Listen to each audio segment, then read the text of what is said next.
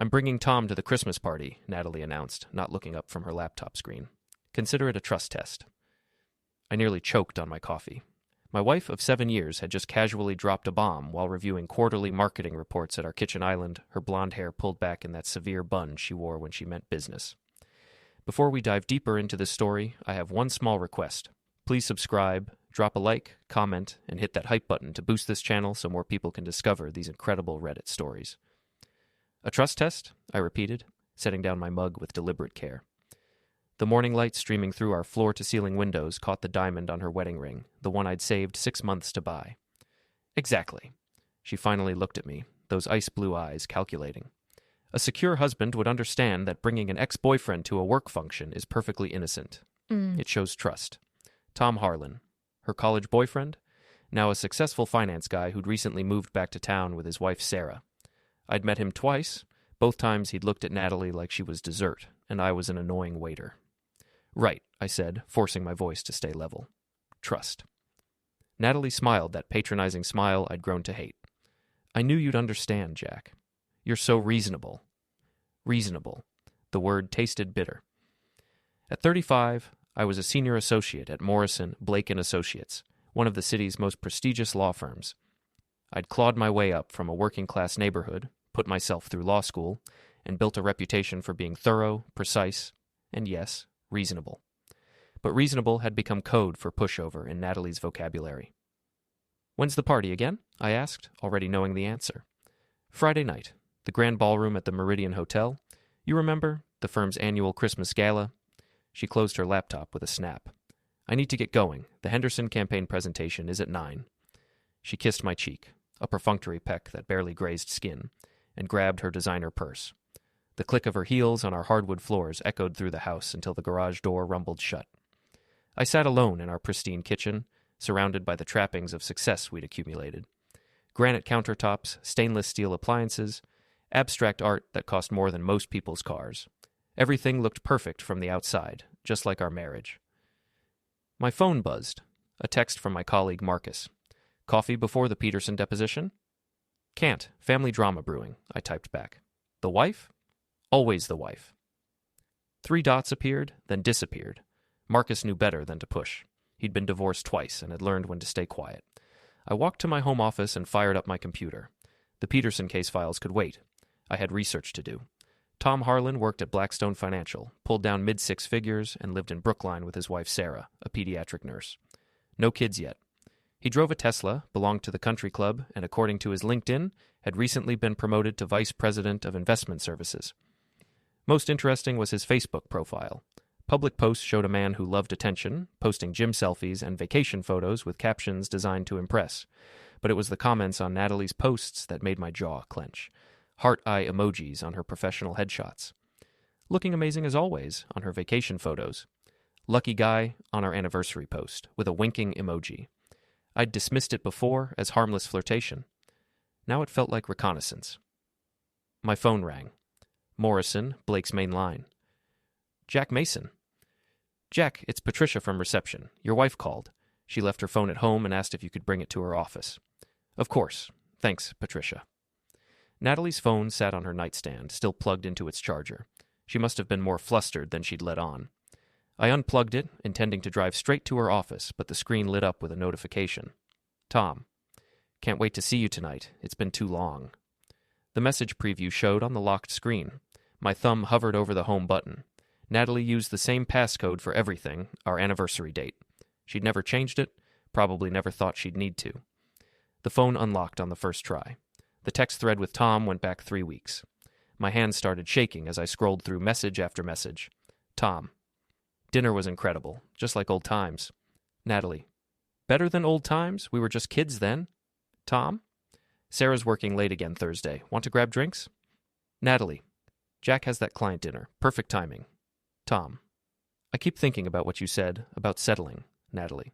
I meant it. We both settled for safe. But safe is boring. The most recent exchange was from last night. Tom. Are you sure about bringing me to the party? Won't Jack suspect? Natalie. Jack suspects everyone of being smarter than him, but he never acts on it. Besides, I'm calling it a trust test. He'll eat it up. Makes him feel sophisticated. Tom. You're evil. I love it. Natalie. Just wait until you see my dress. Sarah will look like a nun next to me. My vision blurred. 7 years of marriage, and she was playing games with her ex-boyfriend while mocking me to his face. The trust test wasn't about trust at all. It was about humiliation. Public humiliation. I screenshotted the entire conversation, then scrolled through her call log. Tom's number appeared 17 times in the past month, including 2 calls that lasted over an hour. There were voice messages, too. I played the most recent one. Hey, gorgeous. Just wanted to hear your voice before this boring client meeting. I keep thinking about last Thursday. You were right. We wasted too much time being apart. See you soon. Last Thursday. The night of my client dinner. The night she'd claimed she was having drinks with her friend Elise. I forwarded the voice message to my personal email along with the screenshots. Then I carefully deleted the evidence of my snooping and placed the phone back exactly where I'd found it. The drive to Natalie's office passed in a blur. She worked for Pinnacle Marketing, a boutique agency that handled high-end retail clients. Their offices occupied 2 floors of a glass tower downtown, all exposed brick and modern furniture designed to impress. Jack, Natalie's assistant Emma looked surprised to see me. Natalie's in the conference room with the Henderson team. She forgot her phone. Can you make sure she gets it? Of course. Everything okay? You look a little pale. I managed a smile. Just tired. Long night prepping for a deposition. The elevator ride down felt endless. In the parking garage, I sat in my car and called the one person who deserved to know the truth. Sarah Harlan. Sarah, this is Jack Mason, Natalie's husband. We met at the Hendersons' barbecue last month. Oh, hi, Jack. Is everything all right? I need to ask you something, and I hope you won't take it the wrong way. Has Tom mentioned spending time with Natalie recently? Silence stretched between us. When Sarah finally spoke, her voice was carefully controlled. Why do you ask? Because my wife just told me she's bringing your husband to our office Christmas party as her date. She called it a trust test. A what? That's what I said. I took a deep breath. Sarah, I think we need to talk. Yes, she said quietly. I think we do. We agreed to meet at Brewster's, a quiet coffee shop near the hospital where Sarah worked. I had 3 hours before my afternoon appointments. Plenty of time to compare notes with the other injured party. As I drove through downtown traffic, one thought kept repeating in my mind. Natalie wanted to play games? Fine. But she'd forgotten one crucial detail about her reasonable, pushover husband. I was a lawyer, and lawyers always played to win. Sarah Harlan looked exactly like what she was, a pediatric nurse who'd been crying. Her auburn hair was pulled back in a simple ponytail, and she wore scrubs with cartoon dinosaurs on them. She sat in the corner booth at Brewster's, hands wrapped around a coffee cup like it was an anchor. Thank you for calling, she said when I slid into the seat across from her. I wasn't sure if I was going crazy or just paranoid. What made you suspicious? She laughed, but there was no humor in it. The usual things. Working late, new cologne, checking his phone constantly. But the real kicker was when he started going to the gym at 6 a.m. Tom hasn't voluntarily exercised before noon in the 12 years I've known him. I pulled out my phone and showed her the screenshots I'd taken from Natalie's messages. Sarah's face went white as she read. Sarah will look like a nun next to me, she repeated. That bitch. I'm sorry, I know this is hard. Hard? Sarah looked up from the phone, and I saw steel in her green eyes. Jack, I've been married to Tom for 8 years. I've supported him through 2 job changes, a midlife crisis, and his mother's cancer treatment. I work 12-hour shifts taking care of sick children, then come home to cook dinner and listen to him complain about his boss. And this is how he repays me? She wasn't crying anymore. She was furious. What do you want to do about it? I asked. I want to destroy them both. The vehemence in her voice surprised me. Sarah seemed so gentle, so soft-spoken, but I was learning that betrayal had a way of revealing people's hidden depths. I was thinking the same thing, I admitted, but we need to be smart about it. Emotional reactions lead to mistakes, and mistakes lead to lawyers, the expensive kind. Sarah leaned forward. What did you have in mind? Well, they're planning to make a public spectacle of their affair at the Christmas party. Natalie's expecting me to smile and play the trusting husband while she parades around with your husband. She thinks I'm too weak to cause a scene. Are you? I thought about the question seriously. Old Jack, the reasonable one, would have confronted Natalie privately, maybe suggested marriage counseling, definitely avoided public embarrassment. But old Jack was also the one getting played for a fool. No, I said. I don't think I am. Sarah smiled for the first time since I'd sat down. Good. What's the plan? We spent the next hour laying groundwork. Sarah had access to Tom's laptop and could get his email passwords. I had Natalie's phone passcode and could monitor her communications. More importantly, we both had insider knowledge of our spouse's weaknesses. Tom's terrified of looking foolish in public, Sarah explained. His whole identity is built on being the successful, charming guy everyone likes. Humiliation would kill him? Natalie's the same way, but worse. She's obsessed with her professional reputation. The marketing world here is small. Everyone knows everyone. If she looks bad in front of the wrong people, her career is over. So we hit them where it hurts most. Exactly.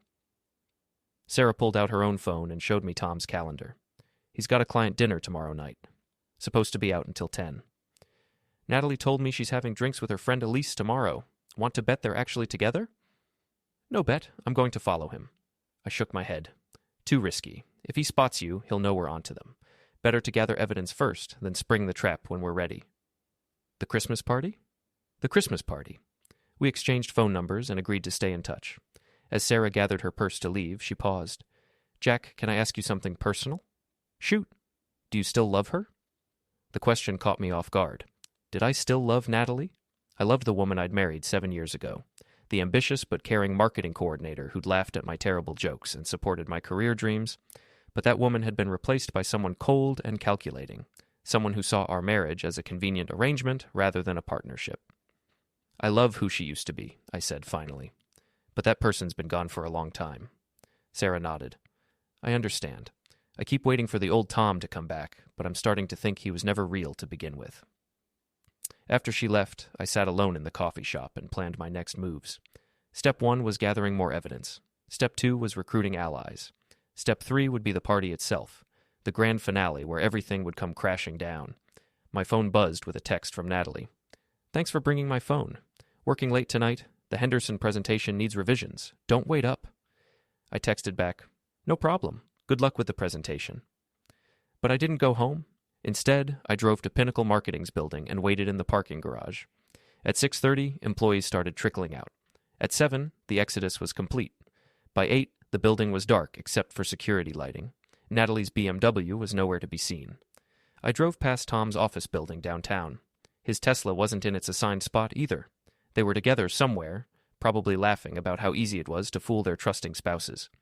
The thought made my chest tight with rage, but I forced myself to stay calm.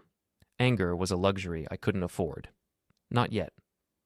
My phone rang as I pulled into my driveway. Jack, it's Marcus. You sound like hell in your voicemails. Want to grab a drink? Marcus Chen was the closest thing I had to a best friend at the firm. He was brilliant, cynical, and had a sixth sense for office politics. If I was going to need allies, he was the place to start. Yeah, I said. I could use a drink? And maybe some advice. We met at Sullivan's, a dimly lit bar near the courthouse that catered to lawyers and cops. Marcus was already there when I arrived, nursing a whiskey and reading case files on his tablet. You look like someone stole your dog, he said when I sat down. Worse, someone stole my wife. I told him everything. The trust test, the text messages, the meeting with Sarah. Marcus listened without interruption, occasionally nodding or raising an eyebrow. So let me get this straight, he said when I finished. Your wife is cheating on you with her ex-boyfriend, planning to humiliate you publicly, and you want to turn the tables at the office Christmas party? That's the plan. Marcus signaled the bartender for another round. I'm in. Just like that? Jack, I've watched you get walked on for 2 years. Natalie treats you like hired help at firm functions, and you just smile and take it. It's painful to watch. I was trying to be supportive. You were trying to be invisible. There's a difference. He leaned forward. But this version of you, the one who's ready to fight back, this guy I can work with. What do you suggest? Information warfare. Natalie's not the only one with connections in this city. I know people at every major agency in town. If we're going to destroy her reputation, we need to make sure the right people are watching when it happens. Marcus pulled out his phone and started scrolling through contacts. The Christmas party is Friday night, right? That gives us 3 days to set the stage. What about Tom? Leave him to his wife. Sarah sounds like she's got that handled. Marcus grinned. I like her already. We spent another hour planning. Marcus would reach out to his contacts in the marketing and finance worlds, making sure key industry players would be at the party. I would continue monitoring Natalie's communications and coordinating with Sarah. One more thing, Marcus said as we prepared to leave. Are you sure you want to do this? Once we pull the trigger, there's no going back. Your marriage will be over. I thought about coming home to an empty house, about Natalie's cold kisses and calculating smiles, about 7 years of feeling like I wasn't quite good enough for the life we'd built together. "My marriage is already over," I said. "I'm just making it official." When I got home, Natalie's car was in the garage. I found her in the kitchen, eating takeout Chinese food and scrolling through her phone. "How was work?" I asked. "Exhausting. The Henderson people are impossible to please." She didn't look up from her screen. "I'm going to bed early. Big day tomorrow." "Another late night?" "Probably. This campaign is make or break for the agency." I kissed the top of her head, breathing in the scent of her shampoo mixed with unfamiliar cologne. "Get some rest. You'll need your energy for the party Friday." She looked up then, and for a moment I saw uncertainty flicker across her face. "You're really okay with Tom coming?" "Why wouldn't I be? Like you said, it's a trust test." Her smile was radiant. "I knew you'd understand. You're the best husband a girl could ask for." The words should have hurt, but they didn't. Instead, I felt something cold and sharp settle in my chest, the satisfaction of a plan coming together. "I try," I said. "Sweet dreams, honey." As she headed upstairs, I sat alone in our perfect kitchen and smiled. Natalie thought she was playing chess while I played checkers. She was about to learn that her reasonable pushover husband had been studying the board a lot longer than she realized. The game was just beginning. Thursday morning brought the first real test of my newfound resolve. Natalie was in an unusually good mood, humming while she got ready for work and actually making conversation over coffee.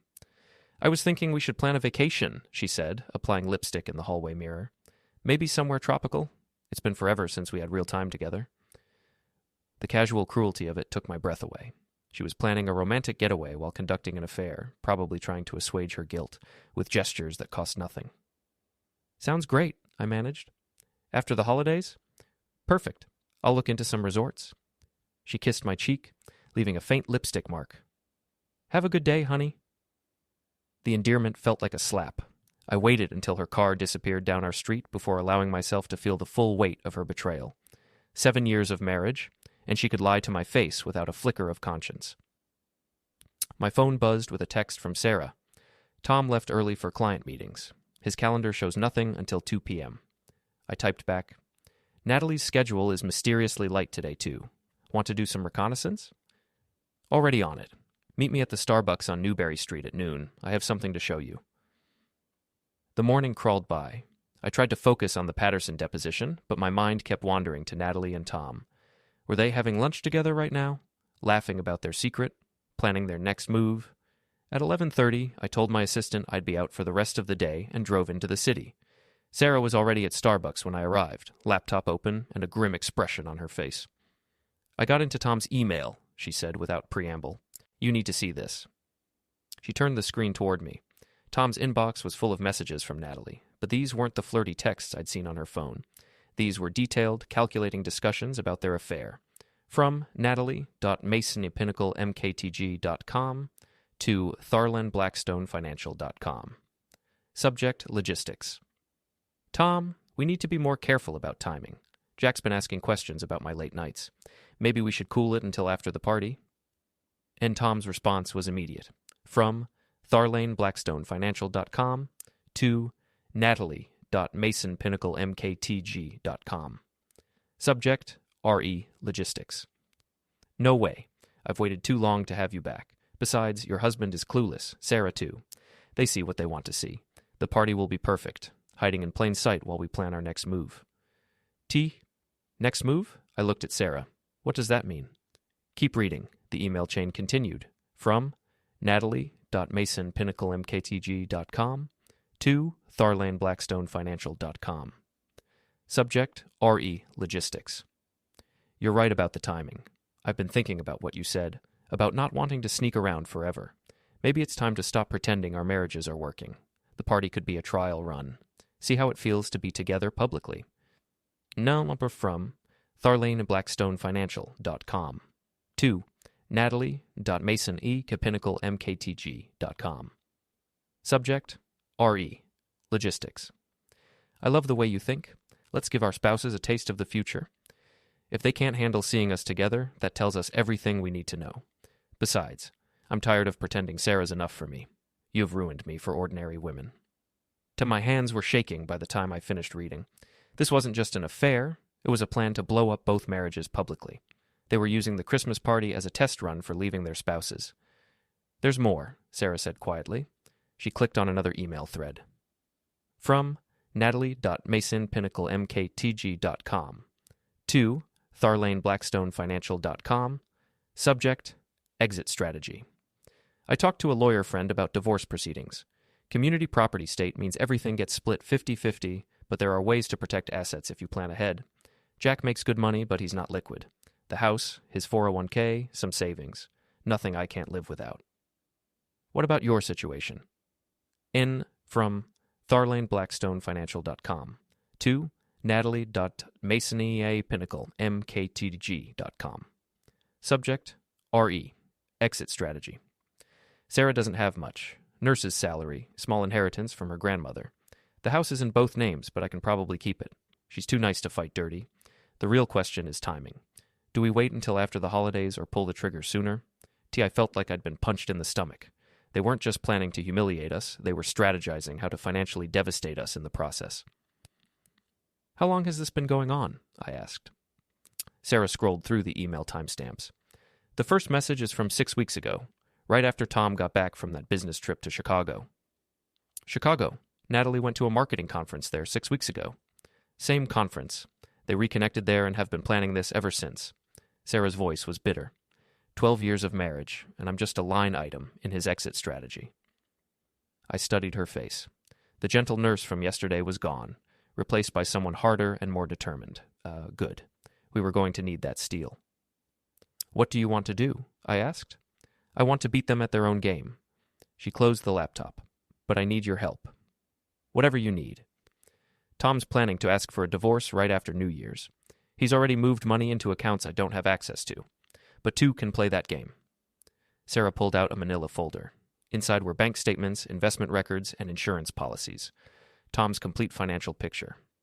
I've been copying everything, she explained.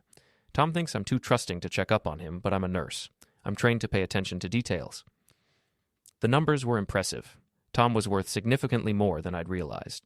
Close to $2 million in assets, not counting his stake in Blackstone Financial. Here's what I'm thinking, Sarah continued. Tom's boss, Richard Blackstone, is old school. Family values, traditional marriage, the whole package. If he knew Tom was planning to leave his wife for another married woman, it would destroy Tom's career prospects. You want to tell his boss? I want to do better than that. I want to show him. Sarah pulled out her phone and opened the camera roll. The photos made my blood boil. Tom and Natalie at a restaurant holding hands across the table. Tom's hand on Natalie's back as they walked into a hotel. A kiss in the parking lot of an upscale bar. When did you take these? Yesterday and this morning. I called in sick and followed them. Her smile was sharp. Tom's right about one thing. I am too nice to fight dirty. But I'm learning. I stared at the photos, feeling something cold and calculating settle in my chest. These are good, but we need more. We need them to hang themselves publicly. The party. Exactly. But we need to make sure the right people are watching when they do. I told her about my conversation with Marcus, about his plan to ensure key industry figures would be at the party. Sarah nodded approvingly. I can do something similar. Richard Blackstone's wife serves on the hospital board with me. If I mention that Tom's bringing a colleague to the party, she might decide to attend. Perfect. What about Natalie's boss? David Chen? No relation to Marcus. He's been looking for an excuse to get rid of Natalie anyway. She's talented but difficult to work with. If he sees her making a spectacle of herself with a married man, it gives him the ammunition he needs. We spent the next hour refining our plan. By the time we parted ways, I felt like we had a real chance of pulling this off. But first, I needed to handle some business of my own. The drive to Morrison, Blake took 20 minutes. I found Marcus in his office, surrounded by case files and empty coffee cups. How did it go? He asked. I showed him the photos and email screenshots. Marcus whistled low. They're not just cheating, they're planning a hostile takeover of both your lives. That's what it looks like. Good thing we're not going to let that happen. Marcus pulled out his phone. I made some calls this morning. David Chen from Pinnacle Marketing will definitely be at the party. I told him there might be some networking opportunities. Richard Blackstone is trickier, but I think I have an angle. What kind of angle? Blackstone Financial is looking for legal representation on a merger deal. Big money, high profile. I might have mentioned that you'd be at the party if you wanted to discuss it informally. I stared at him. You're using me as bait? I'm creating opportunities. There's a difference. Marcus grinned. Besides, you could use the business. Divorce lawyers are expensive. He wasn't wrong. If I was going to start over, I'd need every advantage I could get. There's one more thing, Marcus continued. I did some digging on Tom Harlan. Guy's got a reputation as a player. This isn't his first affair. What do you mean? I have a friend at Blackstone. Says Tom's been through 3 close friendships with married women in the past 5 years. He gets off on the conquest, then moves on when things get complicated. The information hit me like a physical blow. Natalie thought she was special, that she and Tom had some grand romantic destiny. In reality, she was just the latest in a string of married women he'd seduced and discarded. Does Sarah know? Not yet. I thought you should decide how to handle that. I considered it. Sarah deserved the truth, but she was already fragile enough. Maybe it was better to let her discover Tom's true nature on her own terms. I'll tell her after the party, I decided. Right now, we need her focused. Fair enough. Marcus stood up and grabbed his coat. Come on. We have shopping to do. Shopping? You can't show up to your wife's public humiliation looking like a grieving widower. We need to get you a suit that says, successful lawyer who's about to destroy his enemies. Despite everything, I laughed. Is that a specific look? Trust me, I've been divorced twice. I know exactly what we're going for. As we headed for the elevator, I felt something I hadn't experienced in months. Anticipation. For the first time in my marriage, I wasn't reacting to Natalie's moves. I was making my own. Tomorrow night, she would learn that her reasonable, pushover husband had been paying attention all along, and the lesson was going to cost her everything. Friday evening arrived with the kind of bitter December cold that made Boston feel like the Arctic. I stood in front of our bedroom mirror, adjusting the tie on my new charcoal suit. Marcus had been right. The tailored cut and confident styling made me look like a different person. Sharper, more dangerous. You look handsome, Natalie said from the bathroom doorway. She was stunning in a black cocktail dress that hugged every curve and left little to the imagination. Her blonde hair fell in perfect waves, and her makeup was flawless. She looked like a woman preparing for seduction. Thank you. You look beautiful. She smiled and moved closer, straightening my tie with unnecessary precision. I'm glad we're doing this, Jack. The trust test, I mean. It shows how strong our marriage is. The casual lie rolled off her tongue so smoothly that I almost admired her skill. Almost. I'm looking forward to meeting Tom properly, I said. It'll be nice to get to know him. He's excited to meet you, too. I've told him so much about you. I bet she had. The drive to the Meridian Hotel passed in comfortable silence. Natalie scrolled through her phone, probably texting Tom final arrangements. I focused on the road and ran through my mental checklist. Sarah was in position. Marcus had confirmed that both David Chen and Richard Blackstone would be attending. The pieces were all in place. The grand ballroom was exactly what you'd expect from a high-end corporate event. Crystal chandeliers, white tablecloths, and enough networking opportunities to choke a horse. Morrison, Blake had reserved 3 tables near the front, a power position that put us in full view of the room. Jack, Natalie. David Chen materialized beside us as we entered. Natalie's boss was a thin, nervous man who always looked like he'd rather be anywhere else. So glad you could make it. Wouldn't miss it, Natalie replied smoothly. David, I'd like you to meet a friend of mine, Tom Harlan from Blackstone Financial. He should be here soon. David's eyebrows rose slightly. Blackstone? Impressive. I'd love to meet him. I'm sure you would, I murmured. We made our way to the Morrison, Blake tables. Marcus was already there, looking sharp in a navy suit and talking animatedly with several colleagues. He caught my eye and nodded almost imperceptibly. Jack Mason! Richard Blackstone appeared at my elbow, a distinguished man in his 60s with silver hair and the kind of commanding presence that came from decades of success. Marcus Chen tells me you might be interested in discussing some legal work. Always happy to explore new opportunities, I replied, shaking his hand. Excellent. I'm here with my wife tonight. She's on the hospital board with one of your colleagues' wives, I believe. Sarah something. Sarah Harlan, I said carefully. Tom Harlan's wife. Ah, yes, Tom. Bright young man, though I sometimes worry about his judgment. Blackstone's tone was neutral, but there was something watchful in his eyes. Is he here tonight? He should be arriving soon. As if summoned by our conversation, Tom Harlan walked into the ballroom. He was everything I remembered. Tall, handsome, with the kind of easy confidence that came from never being told no. He wore his success like expensive cologne, obvious and overwhelming. Natalie spotted him immediately and moved across the room like a heat-seeking missile. I watched her face light up as she reached him, saw the way she touched his arm just a moment too long, the way she tilted her head when she laughed at something he said. "Interesting," Richard Blackstone murmured beside me. "What's that?" "Tom seems quite taken with your wife." "They're old friends from college," I said evenly. "I see." Tom and Natalie made their way back to our table, and I got my first close look at them together. The chemistry was obvious. Stolen glances, casual touches, the kind of electric awareness that came from forbidden attraction. They weren't even trying to hide it. "Jack," Tom extended his hand with a politician's smile. "Great to finally meet you properly.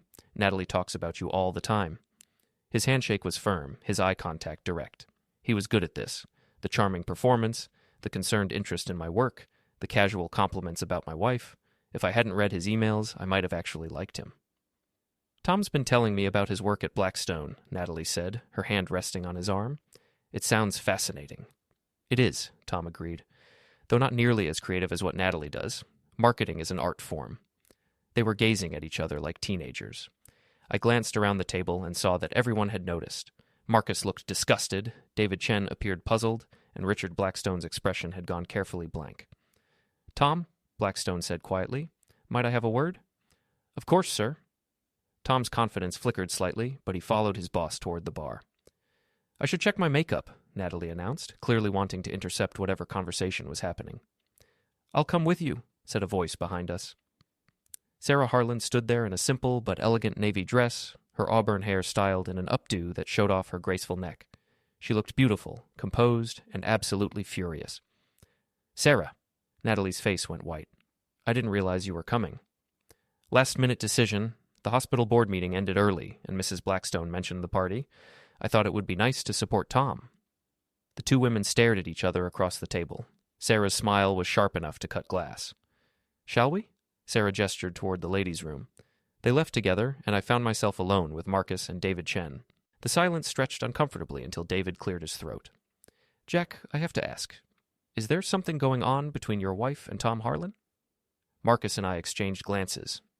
"Why do you ask?" "Because they're acting like teenagers at prom, and it's making everyone uncomfortable. This is a professional event, not a dating service." "I'm sure it's nothing," I said carefully. "They're just catching up." David didn't look convinced, but before he could respond, raised voices from across the room drew our attention. Tom and Richard Blackstone were having what looked like an intense conversation near the bar. Tom's face was flushed, and his gestures were becoming more animated. "Excuse me," David muttered, and headed in their direction. Marcus leaned closer. "How are you holding up?" "Better than expected. It's almost surreal, watching them perform like this." "The wives have been gone a while." He was right. Natalie and Sarah had disappeared into the ladies' room 15 minutes ago. Either they were having a very long conversation about makeup, or something more interesting was happening. My phone buzzed with a text from Sarah. "Phase 2 initiated.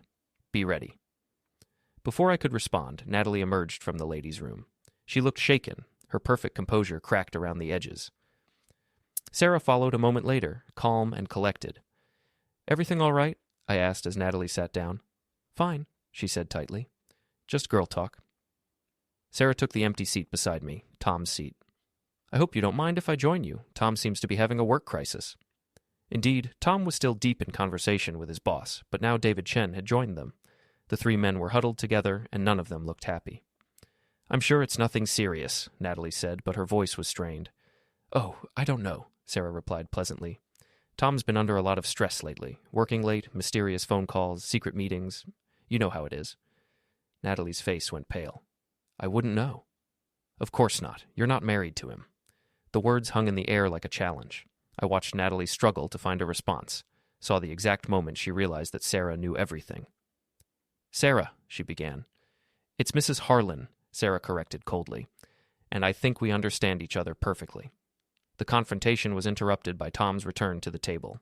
He looked like a man who'd been hit by a truck. His confidence was gone, replaced by barely controlled panic. "We need to go," he said to Natalie, ignoring everyone else. "What happened?" she asked. "Not here. We'll talk outside." But Sarah wasn't finished. She stood up, her voice carrying clearly across the nearby tables. "Tom, aren't you going to introduce me to your date?" The word date landed like a bomb. Conversations at nearby tables stopped. Heads turned. The attention Tom normally craved was suddenly the last thing he wanted. "Sarah, please," he said desperately. "Not here."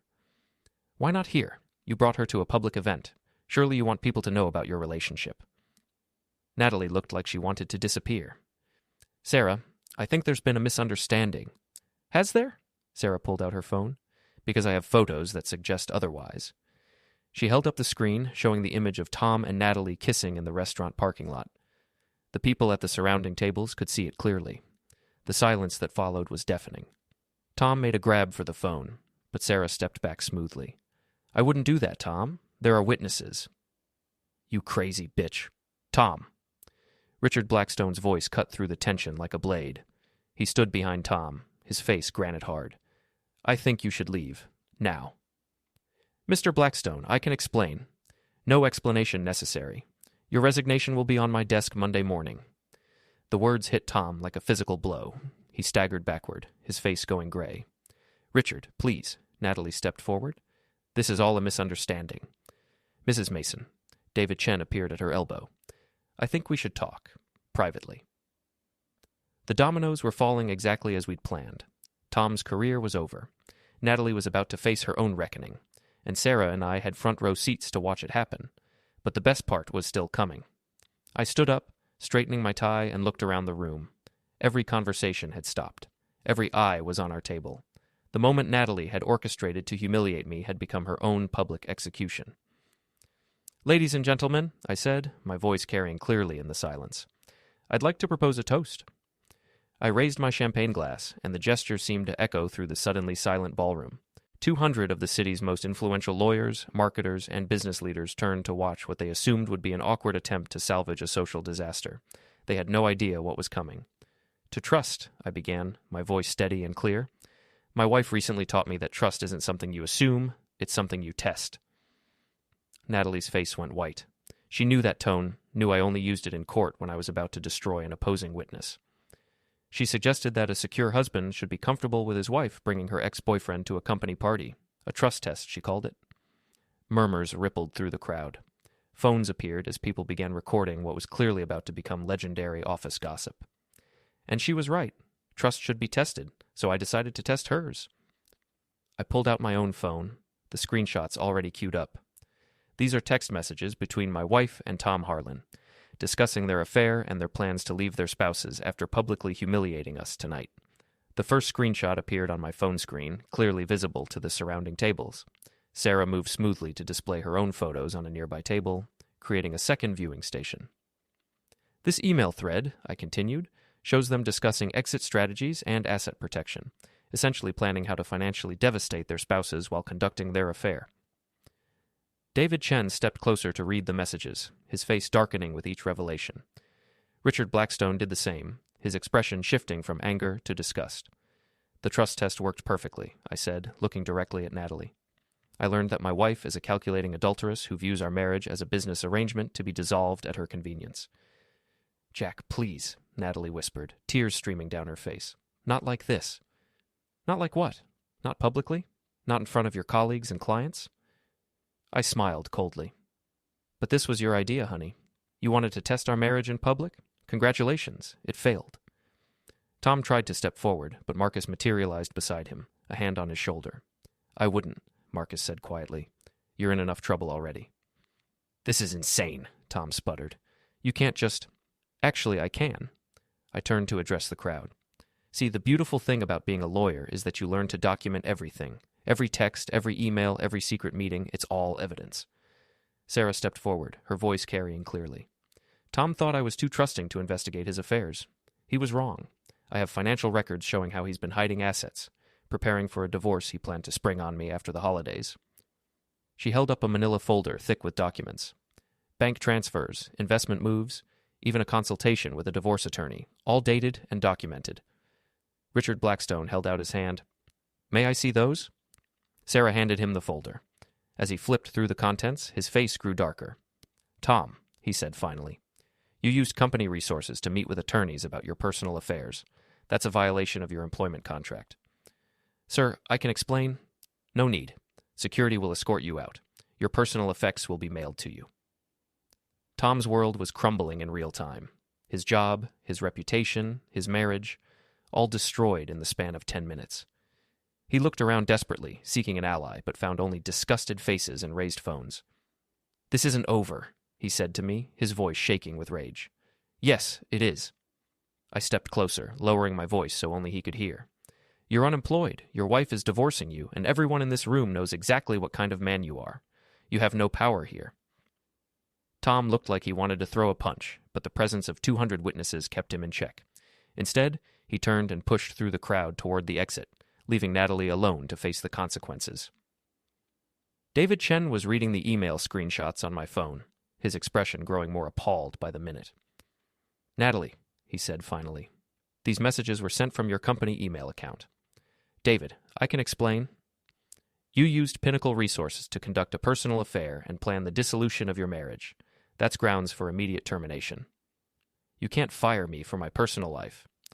I can fire you for using company equipment for personal business, conducting yourself in a manner that reflects poorly on the agency, and lying to me about your schedule for the past 6 weeks." David's voice was ice cold. "Consider this your formal notice. Security will escort you out." The crowd was buzzing now, phones capturing every moment of Natalie's destruction. Her carefully constructed professional image was evaporating before her eyes. "Jack," she turned to me desperately, "please, we can work this out. It was a mistake." "No, it wasn't. It was a calculated decision to betray our marriage vows while planning to humiliate me publicly." I looked around the room, making sure everyone could hear. The only mistake was thinking I was too weak to fight back. "I never said you were weak.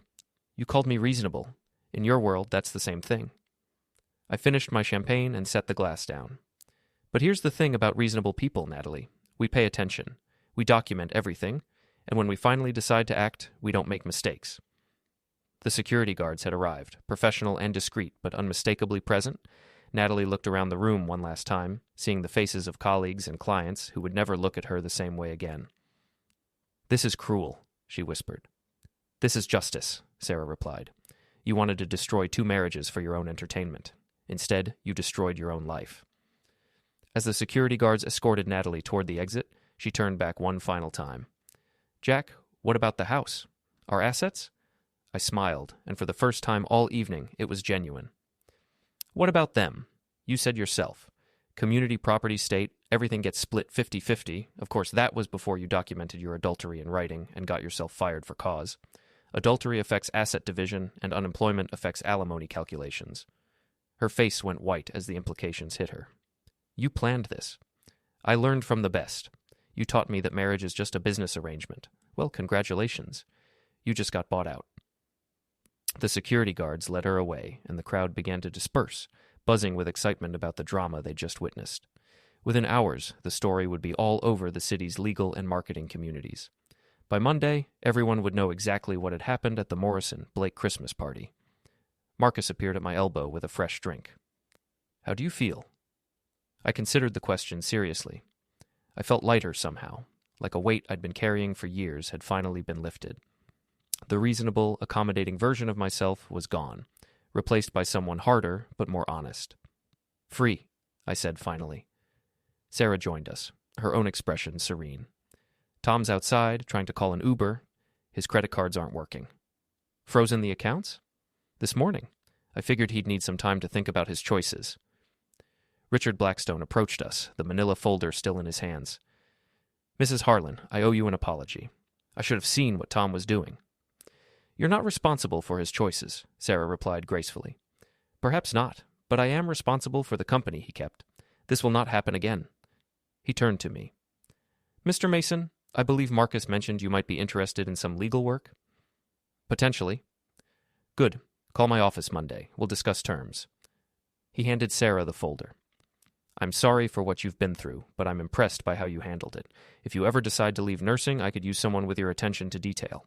After he left, the 3 of us stood together in the slowly emptying ballroom. The party was effectively over. Most people had left to spread the gossip or avoid being associated with the scandal. "So what happens now?" Sarah asked. "Now we go home and start rebuilding," I said. "The lawyers will handle the rest." "Together?" The question hung in the air. Sarah and I had been thrown together by betrayal. united by a common enemy. But what happened when the enemy was defeated? I think, I said carefully, that we should take things one day at a time. We both have a lot of healing to do. Sarah nodded, understanding. But we'll stay in touch? Definitely. Partners in crime should stick together. Marcus raised his glass. To new beginnings. To justice served, Sarah added. To trust, I concluded. The real kind. We drank, and for the first time in months, I felt like I could breathe again. Natalie had wanted to test our marriage publicly, and she'd succeeded beyond her wildest dreams. She'd learned that trust, once broken, couldn't be repaired with words or gestures. But she'd also learned something else, that the reasonable, accommodating husband she'd taken for granted was capable of playing a much deeper game than she'd ever imagined. As we walked out of the ballroom together, I couldn't help but smile. Tomorrow would bring lawyers and paperwork, asset division, and custody arrangements. But tonight, justice had been served with champagne and witnesses. The trust test was over, and I had passed with flying colors. 6 months later, I sat in my new office overlooking Boston Harbor, reviewing the final documents for the Blackstone financial merger.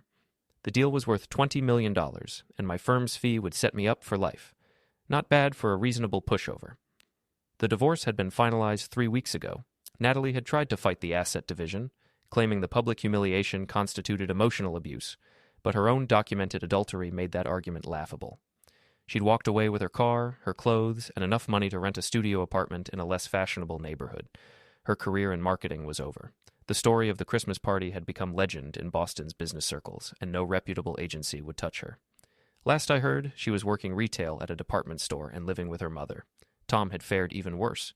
Sarah had taken him for everything in their divorce, and without Richard Blackstone's recommendation, he couldn't find work in finance. He'd moved to Florida, supposedly trying to start over in real estate. A knock on my door interrupted my thoughts. Come in. Sarah Harlan entered, carrying 2 cups of coffee and wearing the kind of smile that had become familiar over the past few months. She'd left nursing after Richard Blackstone offered her a position as his personal assistant, and she'd proven to be brilliant at managing both his schedule and his business relationships. Thought you could use a break, she said, settling into the chair across from my desk. Always. How did the Henderson meeting go? Signed the contract. Richard was impressed with your negotiation strategy. We'd been working together regularly since the divorce proceedings ended. Sarah's attention to detail complemented my legal expertise, and we'd developed an easy partnership that had nothing to do with our shared history of betrayal. Any word from your former spouse? She asked, sipping her coffee. Natalie? Not directly. Her lawyer called last week asking if I'd consider reducing her alimony payments. Apparently retail doesn't pay as well as marketing. What did you tell him? That the alimony was set by the court based on her earning potential when she was employed. If she chose to torpedo her career through poor decision-making, that wasn't my problem. Sarah laughed. Harsh, but fair. I learned from the best. How about Tom? Radio silence. His mother called once, wanting to know if I'd consider reconciliation. I told her I'd rather marry a rabid wolverine. We sat in comfortable silence, looking out at the harbor. 6 months ago, we'd been strangers united only by our spouse's betrayal. Now we were... what exactly? Friends seemed inadequate. Business partners was accurate, but incomplete. Can I ask you something? Sarah said. Shoot. Do you ever regret it? The way we handled things at the party? I considered the question seriously. Did I regret destroying Natalie and Tom publicly? Did I feel guilty about the calculated precision with which we dismantled their lives? No, I said finally. They made their choices. We just made sure there were consequences. Even though it was cruel? Was it more cruel than what they planned to do to us? They wanted to humiliate us publicly, then discard us like used tissues. We just turned the tables. Sarah nodded slowly. I keep waiting to feel bad about it, but mostly I just feel relieved. Relieved that it's over? Relieved that I finally stood up for myself. I spent 12 years trying to be the perfect wife, accommodating Tom's every whim, making excuses for his behavior. It felt good to stop being a victim. I understood completely. The reasonable, accommodating version of myself had died that night at the Christmas party. What emerged was someone harder, but more honest, someone who refused to be taken advantage of. So what now? She asked. Now we keep building. The Blackstone account is just the beginning. I'm thinking about starting my own firm. Sounds ambitious. I've learned that life's too short to play it safe. I looked at her carefully. I was wondering if you might be interested in a change of scenery. What kind of change? Office manager for Mason Legal Services. Better pay, equity stake, and the chance to build something from the ground up. Sarah's eyes widened. You're offering me a job? I'm offering you a partnership. You're wasted as an assistant, even to someone like Richard. You have a gift for reading people, for seeing the angles others miss. That's worth more than any law degree.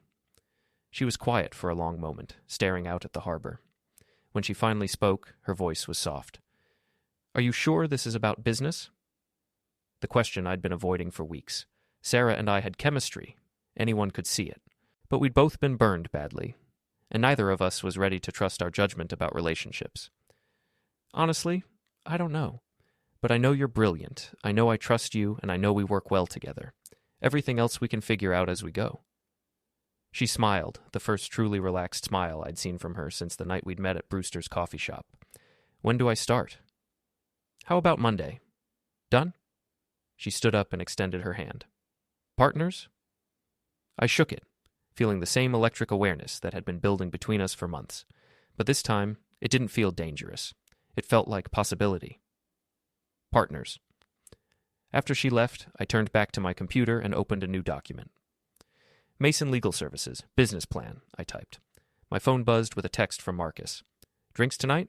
I have gossip about your ex-wife. I typed back, rain check. I have a business to plan. New firm? New everything. 3 dots appeared, then, about time. You were wasted at Morrison, Blake. He wasn't wrong. I'd spent 7 years trying to be the man I thought Natalie wanted. Reasonable, accommodating, safe. It had taken her betrayal to show me that safe was just another word for invisible. The sun was setting over Boston Harbor, painting the sky in shades of orange and gold. Somewhere across town, Natalie was probably finishing her shift at the department store, going home to her mother's house and the life she'd built from the wreckage of her choices. I felt no satisfaction in her downfall, but no regret either. She taught me that trust was earned, not assumed, that respect was commanded, not requested, that sometimes the only way to win was to stop playing by other people's rules. The trust test had worked perfectly, just not the way she'd intended. I closed my laptop and gathered my things. Tomorrow would bring new challenges, new opportunities, new possibilities, but tonight I was going home to my own house, my own life, my own choices. For the first time in years, that felt like enough. As I walked through the empty office building, my footsteps echoing in the marble lobby, I thought about the man I'd been 6 months ago. Reasonable Jack would have confronted Natalie privately, maybe suggested counseling, definitely avoided a public scene. He would have tried to save a marriage that was already over, but Reasonable Jack was gone, replaced by someone who understood that kindness without boundaries was just weakness in disguise. Someone who knew that trust, once broken, couldn't be repaired with good intentions and wishful thinking. Someone who had learned that the best revenge wasn't cruelty, it was success. I stepped out into the cool evening air and smiled. The trust test was over, and I had passed with flying colors. Now it was time to see what else I could accomplish when I stopped trying to be reasonable and started trying to be real.